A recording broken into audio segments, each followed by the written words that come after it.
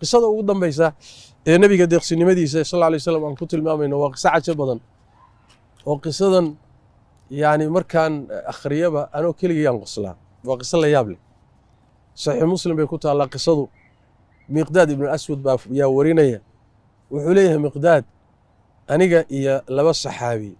aniga laba saaxiib oo leenahay ayaa soo qaabilay buuri marka waa rafaadnay gaajaan hayso waa rafaadsannahay maqalkanagii iyo aragganagii baa tegey waa daciifay waxba quman ma aragno maqalkanagu indha dhagahna wax quman ma maqlaan gaajada iyo rafaadkii dhibkana haysta dartii nabigaan u nimid islaam markaanu meeshii aan nimid saxaabadii u nimid fajacalnaa nacridu anfusana calaa asxaabi rasuulillahi sallallahu alayhi wasallam waxaan bilownay inaan dadka u bandhigno yani isu bandhigno oo baahidanadii rafaadkana haystay wixii iyo yani waxa weeye falaysa axadu mina yaqbaluna cidna qaabishaba weynay ilaa saxaabadu iyaga laftooda nin wax haystaba ku yaryahay cidna soo dhaweyso oo naqaado waxna siiso oo waan weynay buuri markaasaa nebiga u nimid buuri sallallahu alayhi wasallam nebigu waa na kaxeeyey saddexdanadii waa na kaxeeyey guryihiisuu na geeyey gurigii haddaan tagnay 3 neef oo ariga ku xidhan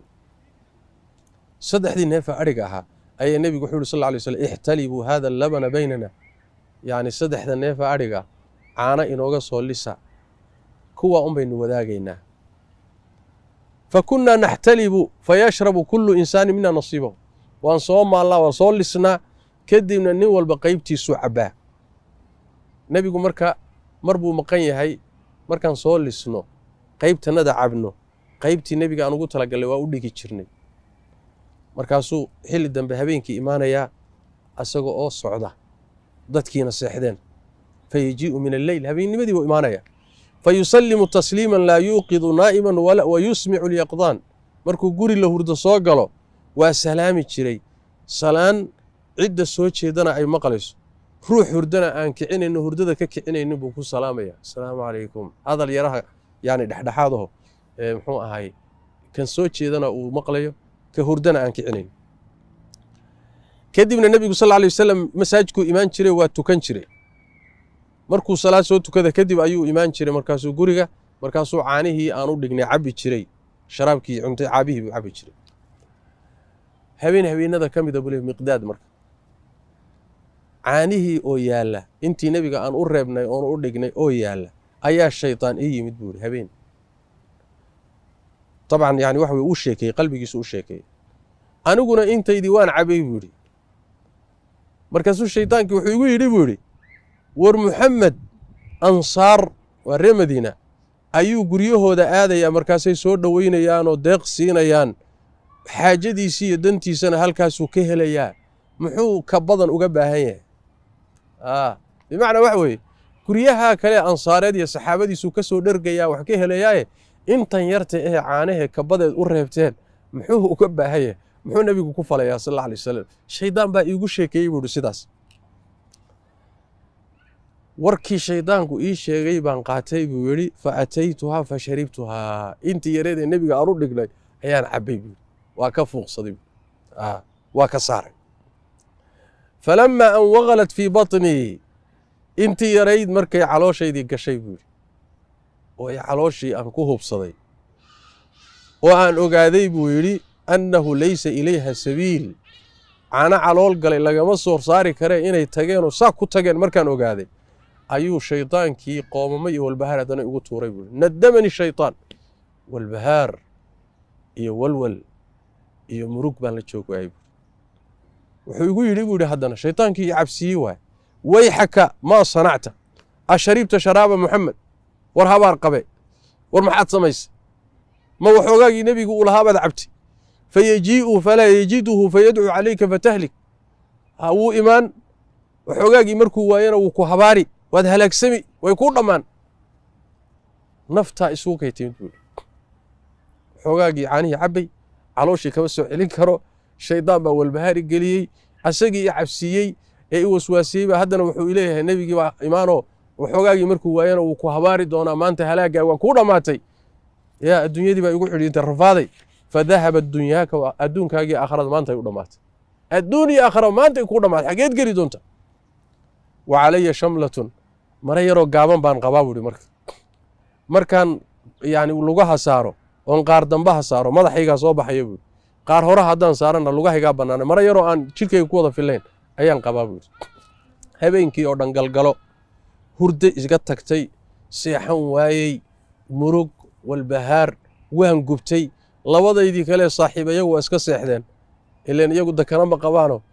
cidna wax kama ina cabine yani hurdadooday dheeraysteen anigu wuxuu seexan waay oo rafaad mar dambe ayaa nebigi yimi sal alay wasalam anuu soo jeedoo galgalanayo hurdo waayey oo ila buuhi caawan baa lagu habaari doonaa nebigu waa salaam yidhi kamaa kaana yusalli markuu soo galay assalaamu calaykum sidii caadiga u salaami jiray kadibna masaajidkuu galay uu soo tukaday waa yimid fa ataa sharaabahu wuxuu is yidhi meeshii uu caanuhu u yaaleen ayuu tegayoo cab buu is yidhi fakashafa canhu markaasuu weelkiibu dabool ka qaaday falam yajid fiihi shay waxba kuma jiraanba waa la cabbay ilaa ninkii baa ka fuuqsaday miqdaad haye farafaca ra'sahu ila asamaa markaasuu nebigu sal alla alay wasalam ayuu kor fiiriyey cirkuu fiiri madaxuu kor u qaaday cirkuu fiiri markaasaa waxaan idhi nebiga oo kor fiirinaya markaan arkay waxaan idhi al'aana yadcuu calayka fadalik walle hadda unbuu ku habaari doonaa oy kuu dhammaan doonta soo nebigu weelkii intuu fayday wax ma waayin oo gacmaha ma taagayo oo muxuu ahay madaxa kor ma fiirinayo maanta unbuu ku habaari oy kuu dhammaan baan isir weydi nebigu sal alla alay wasalam dabcan sidii buu ku ducaystay markaasuu nebigu wuxuu yidhi sal alla alay wasalam allahuma atcim man atcamanii wa asqi man asqaanii ilaahu ciddii cunto isiisa cunto sii oo ciddii i waraabisa ilaahu waraabi nebigu sal alla alay wasalam waa ducaystay meeshuu miqdaad ka baqay aduu ku habaari doonaa nebigu isaga unbaa ducaystay ilaahu cunto isii oo cid i waraabisa isii oo ciddii cunto isiisa cunto sii oo ciddii i waraabisa cabitaan sii nebigu waa ducaystay sal alla alay wasalam ayib murugtii baa ka baxday ninkii miqdaad ahaa markaasuu wuxuu is yidhi walbahaarkii waa ka dhacayoo inaan la habaarayni waa soo baxdo habaarkii dhinac kale ducuu noqday hadda maadaama nebigii leeyahay ilaahu ciddii cunto isiisa cunto sii wuxuu rabaa inuu ducadan ka faa'iidaysto oo nebiga cunto u raadiyo oo uu ducadan helo nebigu ku duceeyey sal alla alay wasalam wuxuu yidhi markaasaan orday buu yidhi maraan qaatay maradii yaraydeen muxaqabay baan isku marmaray waa orday mindi baan qaatay mindidii baan la orday riyihii yarka ahay saddexda ah ayaan xaggooda u orday waxaan is yidhi teebaa ugu hili badan oo ugu cayilan midii muxuu ahay waan soo gowracay inaan gowracaan damcay markaasaa waxaan arkay inay muxuu ahay caano leedahay tu kalaan is yidhi gowrac iyadana sidoo kale weel baan yaan raadiyey buu idhi weelashii ka mida weelkii baan qaado markaasaan ku soo lisay buuri caanii baan ku soo lisay markaasaa waxaan ka helay buu idhi caano weelkii markaan ku lisay isagoo dhanba xumbo weelkii xumbaa ka kor martay nebigaan u keenay buuri sal alla alay wasalam markaasaa waxaa idhi buu idhi muxuu ahay asharibtum sharaabakum alleyla rasuulkaan u imid nabig sal lay slm markaan nabiga caanihii u keenay ayuu rasuulku igu yidhi xalay caanihiinii ma cabteen caanihii ma cabteen idinku xalay markaasaa waxaan yidhi haa rasuulka ilaahay adigu cab ishrab wuu cabbay markaasuu cabbay markuu cabbay buu ii dhiibay wuu isiiyey markaasaan wuxuu yidhi rasuulka ilaahay cab waa cabbay markaasuu ii dhiibay nebigu sal alla alay wasalam yacni wax weeyaan markaan gartay nebigu sal alla alay wasalam in uu caanihii ka dhergay oo cokonaaday oo gaajadii ka baxday dacwadiisiina iyo baryadiisiina aan helay baryadii ahayd ilaahu ciddii i waraabisa waraabi oo ciddii yani wax weye cunto isiisa isii ilan isagaa cuntadii cabitaankii keenoo nebigii u waraabiyey oo caana ka dharjiyey ducadiina aan helay buu yidhi nebigu ku duceeyey ayaan qoslay buu yidhi xataa ulqiitu ila alardi qosol baan la dhacay buu yidhi ilaa aan dhulka ku dhacay baan qoslay buu yidhi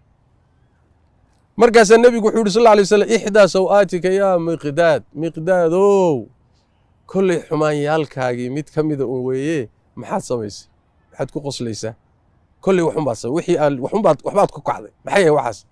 markaasaa idhi rasuulka ilaahayow sidaa iyo saasay wax u dhaceen caanihii uu cabbay shaydaan wuxuu ugu sheekeeyey kadib murugta ku dhacday galgalashadii habeenkuu galgalanayey markuu gacmaha kor u qaaday nebigu yidhi wallahi haddan buu ku habaari doonaa qisadii buu uga sheekayey nebigu sal alla alay wasalam markaasaa wuxuu yidhi nebigu sal alla alay wasalam maa haadihi ilaa raxmatun min allah yani waxa weye waa uu naxariis ilaahay buu yidhi ilaahay caanahan uu riyahan inaga siiyey waa uu naxariis ilaahay afalaa kunta aadantanii fanuuqida saaxibayna fayusiibaani minha maxaad iigu sheegi weyday labadeenna saaxiibna waan kicin lahayn markaasay inala cabi lahayeen buu nebigu sal lla alay wasalam markaasaa wuxuu yidhi waladii bacataka bilxaqi maa ubaali idaa asabtaha wa asabtuha macaka man asaabaha min annaas rasuulka ilaahay baan ku dhaartay u aaba yeeli maayo mar haddaad adiguna ii dheregtood caanihii cabti aniguna aan cabay ciddii kale ka qada waa yeelkeed buu yidhi muslim baa soo saaray bukhaarina adabulmufradku ku wariyey qisadaasi cajabta badan waxay tilmaamaysaa nebi maxamed salawaatu rabbi wasalaamu caleyh iyo deeqsinimadiisii iyo weliba siduu naftiisa uga bixinayo dadka walaalihii ugu doorayay ayay nebiga sal lla alay slam tilmaamaysaa